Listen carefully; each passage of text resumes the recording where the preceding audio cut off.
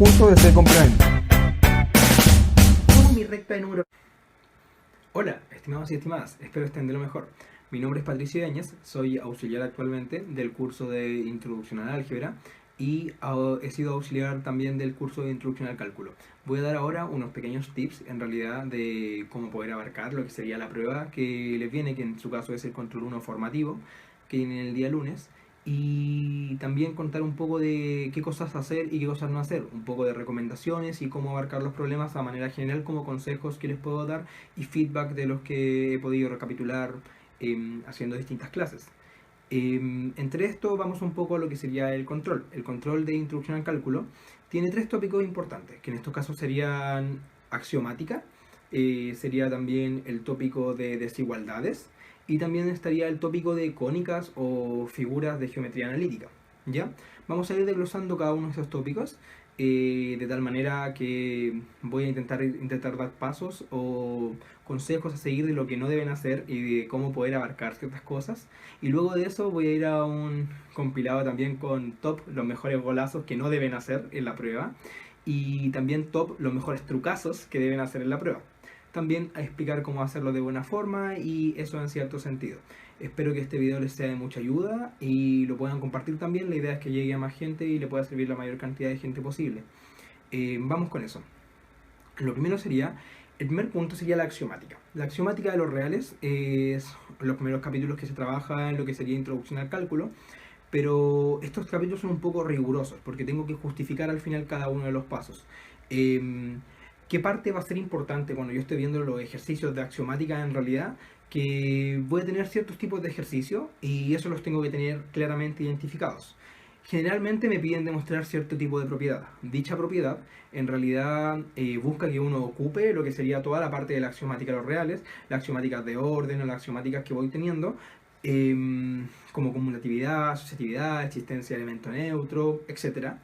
Y al utilizar cada una de estas cosas, lo importante es que vayan justificando cada uno de sus pasos. Porque al final la justificación va a ser lo que le da el argumento para poder obtener el puntaje requerido. Piensen que la prueba la va a realizar una persona. Intenten hacer que esa persona entienda todo lo que ustedes están desarrollando. En esta parte me refiero a que deben explicar de la mejor forma todos sus pasos. Mientras más explicativos puedan ser, va a ser mejor porque su prueba se va a entender mejor. Intenten ser ordenados y estos consejos les pueden servir. Generalmente hay ciertos tipos de ejercicios. Los ejercicios, por ejemplo, que les piden probar una ecuación o cierta propiedad para elementos neutros o inversos o cosas así, generalmente van de la mano con un argumento muy utilizado, que en este caso sí es el argumento de unicidad. El argumento de unicidad es decir que yo sé que existe un único inverso multiplicativo para todo real no nulo. Es decir, existe un único. Eso yo lo sé de antemano, porque lo vieron en clases. Entonces, cuando yo quiera probar que algo, por ejemplo, pensemos en un corcho.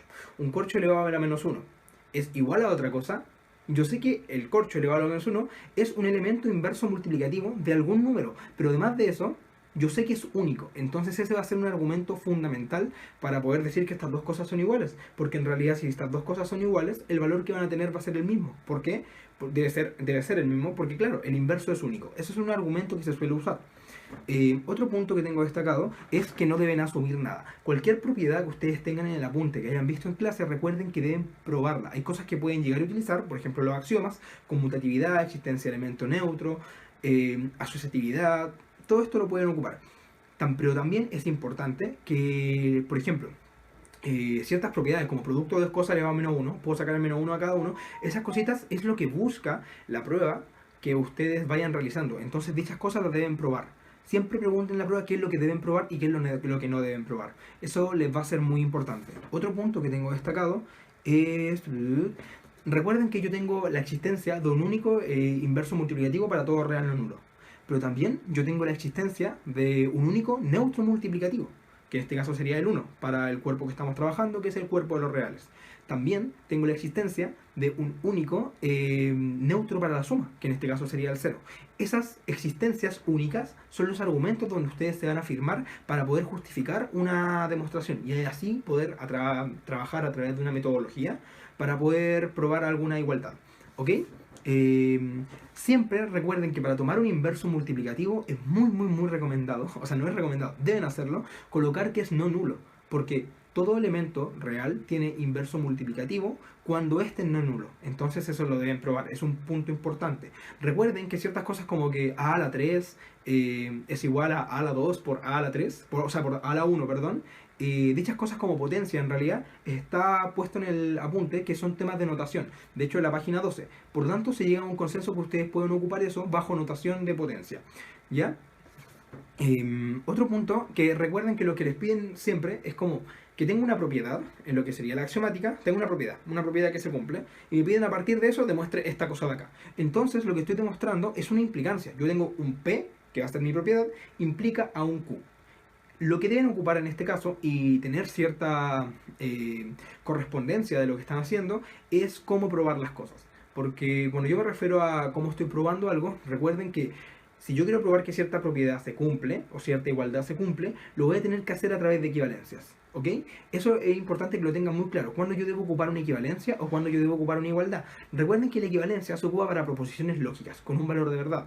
Por ejemplo, si yo hablo de una igualdad y luego digo, pero si hago esta operación tengo esta siguiente igualdad y luego esta siguiente igualdad, cada una de estas igualdades va a ser equivalente a la otra, porque voy haciendo proposiciones lógicas de tal modo que son equivalentes.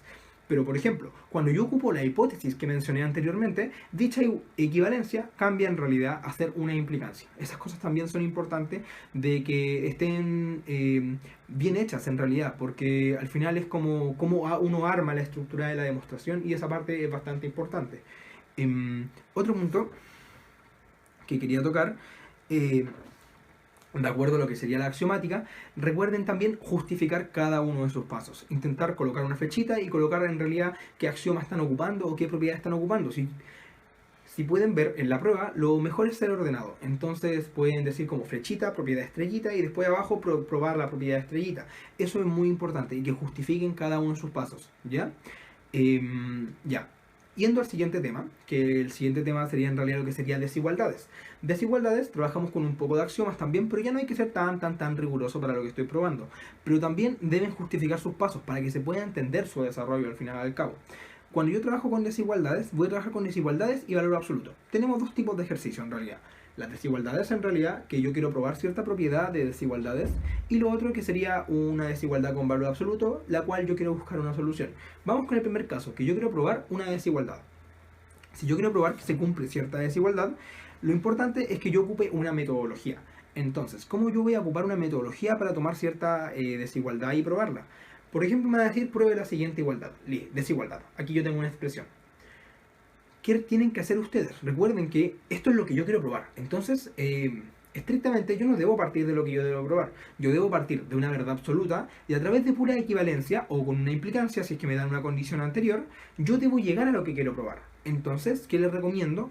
Por mi parte, tomar lo que quieren probar y poder trabajarlo a través de pura equivalencia hasta llegar a una expresión un poco más amigable en realidad, y luego de eso, llegando a una expresión un poco más amigable que ustedes pueden saber que a través de otra propiedad esto siempre va a ser verdadero o siempre es verdadero, llegar a lo que quieren demostrar. Y eso es importante, que cada pasito de acá sea una equivalencia, porque en realidad lo que quieren probar es que se cumple dicha desigualdad, pero también para probar que se cumple dicha desigualdad deben tener una estructura y una metodología que sea correcta. También otro tipo de como variación de este ejercicio es que le entreguen una propiedad de antemano, que les digan, no sé, A por B es menor a 1. A partir de esto pruebe la siguiente desigualdad. Entonces ahí va a ser exactamente la misma metodología anterior, la misma estructura, solo que ahora en realidad voy a tener que trabajar lo que tengo acá y voy a llegar a un punto donde voy a tener que utilizar sí o sí lo que sería la hipótesis, si no, no le daría la hipótesis. Entonces, una vez que llego a este punto, yo debo pensar, ¿qué dato me falta ocupar? La hipótesis, ¿ya? Eso es importante. Cada desigualdad tiene un valor de verdad, como una proposición lógica. Entonces, entre cada desigualdad yo voy trabajando con lo que serían equivalencias, hasta el momento en realidad de ocupar mi hipótesis, y ahí sería una implicancia en vez de una equivalencia. ¿Qué otro punto tengo destacado?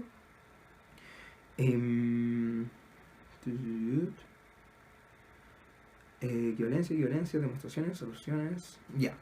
Eso sería con el primer tipo de ejercicio de desigualdades, que sería probar una propiedad.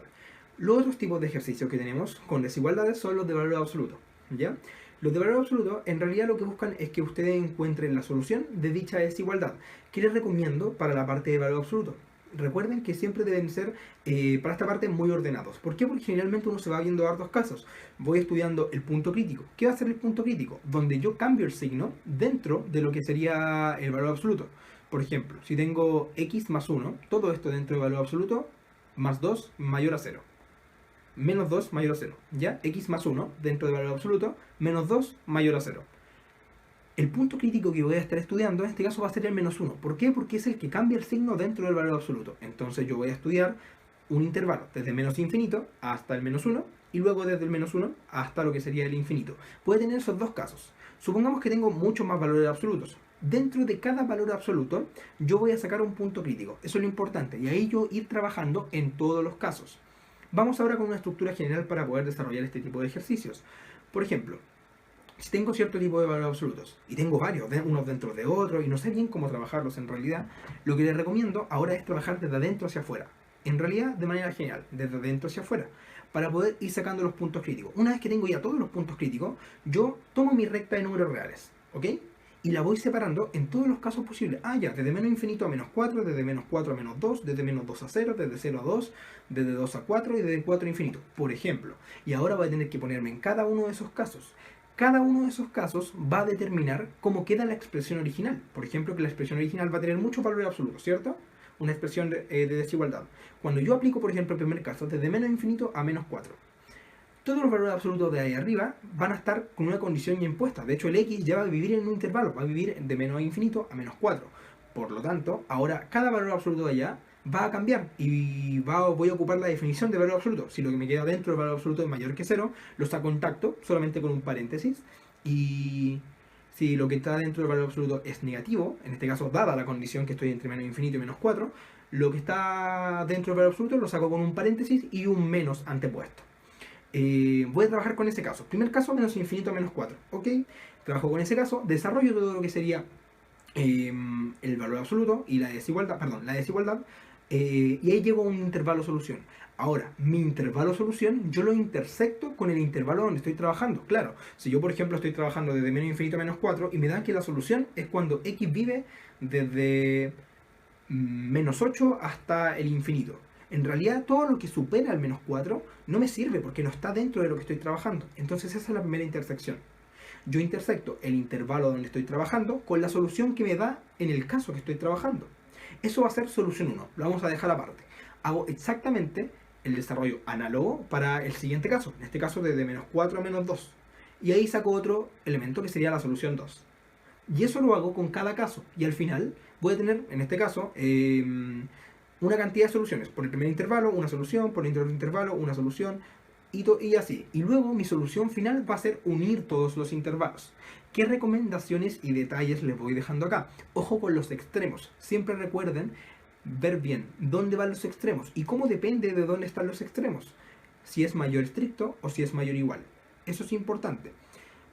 Otro punto a destacar de este tipo de desarrollos, los desarrollos con hipótesis. Entonces, también lo que se puede hacer en este caso, si me dicen que tengo una solución de ciertos valores absolutos, y además de eso me dan una hipótesis, yo en algún momento del desarrollo voy a tener que utilizar la hipótesis, ¿ya? Entonces, un resumen. Tenemos los ejercicios que son de demostrar propiedades de desigualdades a través de hipótesis, y tenemos los ejercicios que son de encontrar la solución de un valor absoluto de desigualdades. Para este caso les recomiendo también ser muy ordenado, y para este caso también, en general para la prueba, ser muy ordenados y trabajar metódicamente, es decir, no hacer un desarrollo sin saber lo que estoy desarrollando realmente. Eso es muy importante, ¿ya? Y eso, sería con parte de desigualdades. Vamos con lo que sería ahora las cónicas o secciones cónicas. Entiendo que elipses e hipérbolas no les entra en su control, por lo tanto vamos a hablar ahora que serían las rectas y las circunferencias y parábolas, ¿ya? Generalmente, lo que sería esta parte de geometría analítica es, en cierto sentido, el arte de pensar bien y dibujar mal. Lo primero que les recomiendo para este tipo de ejercicios es dibujar lo que te están pidiendo.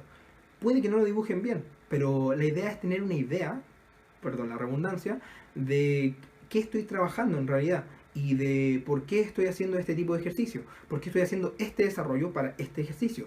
y eso va a ser un contexto a lo que está pasando y lo que me dice el enunciado. Siempre dibujen lo más posible, eso sí, muy importante, como dice el meme, deben tener imaginación. Además de dibujar, también es importante no confiarte en el dibujo, tampoco en el dibujo del enunciado, porque el dibujo del enunciado o el dibujo no va a ser perfecto y puede que no represente necesariamente lo que quieres probar. Solamente va a servir como una guía para saber cómo actuar en el desarrollo. También, que es importante en esta parte, en la parte de geometría analítica deben ordenar todos sus datos. El enunciado va a ser, puede que sea extenso, puede que sea corto, pero les van a dar una serie de datitos, unos datos importantes que ustedes deben tomar en cuenta, y los datos ojalá los pueden ir enumerando. 1, dato este, 2, dato este. ¿Por qué? Porque al momento de usarlo es más fácil mencionar, ocupé la propiedad 2, ocupé el dato número 2, y eso va a ser mucho más fácil también para revisar y para su orden personal. Recuerden que un dibujo no demuestra nada, eso es muy importante. Serie de datos, ordenar. Ya. Lo otro también importante es decir, si me dicen, por ejemplo, tengo 2 puntos, me cumplen cierta ecuación y tengo una recta ortogonal o perpendicular a dicha recta. Entonces, ¿qué estoy diciendo ahí? Tengo 2 puntos, entonces ahí yo al tiro recuerdo, tengo la ecuación punto punto, la cual me va a generar una ecuación de la recta que me va a contemplar los 2 puntos. Si me están dando ahora una ecuación que es perpendicular a dicha recta, entonces voy a ocupar la propiedad de que dos cosas son perpendiculares, es decir, el producto de sus pendientes va a ser menos 1. Todas esas cosas es importante que lo tengan ordenado, es decir, separar ahora lo que tengo como dato fijo, y separar lo que yo quiero encontrar o lo que yo puedo encontrar. Entonces, al momento de separarlo, pueden decir, ya, tengo estos 2 puntos. Entonces yo tengo la ecuación de la recta, ¿cierto? Ocupando la ecuación de la recta, reemplazando los puntos, llego a la siguiente ecuación. Listo, esto es un dato. Ahora, yo quiero despejar esta parte de acá. Y van explicando su desarrollo, diciendo, ya, entonces el producto de ambas pendientes debe ser menos 1. Por lo tanto, la nueva recta, que va a ser perpendicular a la anterior, va a tener la siguiente pendiente. Y así, ir explicando su desarrollo. En esta parte es muy importante no matraquear, no desarrollar por desarrollar. No avanzar por avanzar, sino avanzar con un sentido. Es decir, tener como un camino para poder demostrar algo. Por ejemplo, si yo tengo, no sé, inventando algo, una parábola. En dicha parábola tengo un punto donde es tangente una recta. Y en dicha recta tengo otro punto donde es ortogonal a otra recta. Una parábola, una recta, otra recta ortogonal. Si yo tengo, por ejemplo, como dato la recta y quiero llegar a la parábola, lo ideal es intentar hacer un camino. Yo tengo la ecuación de esta recta que era ortogonal. Luego puedo calcular la ecuación de la otra recta que es ortogonal. Pero esta recta intercepta la parábola. Listo. Y ahí voy haciendo un camino, desde recta a parábola. Puede ser al revés si lo que le piden en realidad demostrar está colocado en lo que sería la recta. ¿Ya? ¿Qué otro punto importante tengo acá? Cuando yo voy avanzando en mi desarrollo y de un momento a otro llego a un punto y no puedo seguir avanzando, o no se me ocurre cómo seguir avanzando, generalmente lo que falta es ocupar un dato. ¿Y qué dato? Que en realidad ciertos puntos viven en cierto lugar geométrico. Por ejemplo, que 2 puntos vivan en una parábola. Eso quiere decir que van a cumplir la ecuación de la parábola, que 2 puntos viven en una recta, van a cumplir la ecuación de la recta. Y ahí voy a llegar a una relación entre esos puntos. Y ese puede que sea un dato que me pueda faltar. Por la cantidad de ejercicios que he visto, generalmente es el dato que falta para poder ponerle la guinda a la torta y cerrar bien el ejercicio. Vamos recapitulando un poco lo que hemos hecho. Hablamos de la axiomática, de los reales, hablamos de las desigualdades, la demostración de propiedades, y también lo que sería el despeje de la solución de ecuaciones con valor absoluto, inecuaciones con valor absoluto, y también de lo que sería el tema de geometría. Esto sería lo que le entra en su primer control formativo. Los otros puntos que quería tocar eran los golazos que no deben hacer. Golazo me refiero cuando uno le embarra en un control y se manda un argumento que en realidad no es válido, pero por eso se llama un golazo. Hay ciertos que son muy conocidos en la universidad, como el teorema de cambio de página, ir al desarrollo, llegar al final y de repente, cambiar la página, está demostrado. No, esas cosas no las deben hacer, ¿ya? También qué golazos no quiero que cometan. Asumir que algo es positivo. Recuerden que si yo tengo una desigualdad y estoy multiplicando por algo, en la desigualdad multiplico en ambos lados. Pero también es muy importante conocer el signo de lo que estoy multiplicando. Si yo multiplico por algo que es positivo estricto, no cambio la desigualdad. Pero si multiplico por algo que es negativo estricto, yo cambio la desigualdad y cambio el orden. Eso es muy importante considerarlo y siempre justificar dónde están los elementos que yo estoy multiplicando. ¿Ok? Dividir por 0. Eso también es algo muy, muy, muy importante. Si yo tengo, por ejemplo, no sé, a por b a la menos 1. Y yo digo, ya, ok, voy a multiplicar por a la menos 1 por izquierda. Por ejemplo, debo decir que a es distinto de 0. Si no puedo estar en realidad multiplicando por a la menos 1. Pero si a es 0, sería 1 partido en 0. Y eso es dividir por 0. Y eso en realidad es matar a un gatito matemáticamente, lo cual no les recomiendo. ¿Ya? Otro punto, cancelación de signos. Esa parte es muy importante y es un golazo que suelen cometer. Intenten no hacerlo y justificarlo de buena manera. Eh, Ojo, el orden en las desigualdades. Yo, primero, tengo un intervalo donde estoy trabajando, luego intersecto la solución de dicha desigualdad con ese intervalo, y eso me va a dar un intervalo solución 1. Luego ese intervalo lo uno al final. No hagan las cosas al revés. Eso es un error muy usual que deben evitar. ¿Ya? Eh, Extremos, ángulos 90 grados, ya. También otro tipo de golazos que hay son los extremos de la desigualdad. Si yo considero mi intervalo de soluciones de 5 al infinito, pero en realidad era 5 cerrado, estos detallitos van a descontar puntaje. No tanto, pero van a descontar puntaje. Siempre recuerden ver los extremos y qué pasa con ellos. También, por el dibujo, el ángulo se ve de 90 grados. Pero en realidad no es de 90 grados. Deben probar que las cosas son de 90 grados para poder utilizarlo. Eso también es un consejo que les puedo dar. ¿Ya? Y por último, los trucazos que pueden ocupar siempre, por lo menos en la parte de axiomática y la parte de desigualdades, y también creo que en la parte de geometría para las ecuaciones. Recuerden el 1 conveniente. ¿Qué es el 1 conveniente? Yo multiplico por 1, pero ¿qué es 1?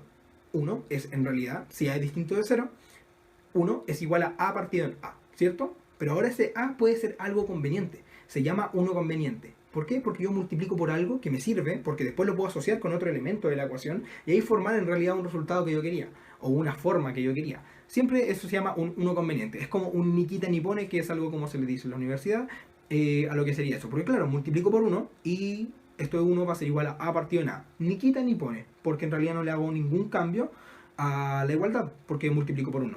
También se puede hacer esto con el neutro para la suma. ¿Cuál es el neutro para la suma? Si yo puedo sumar 0, puedo decir, ya, esto es, no sé, por decir algo, x es igual a 5.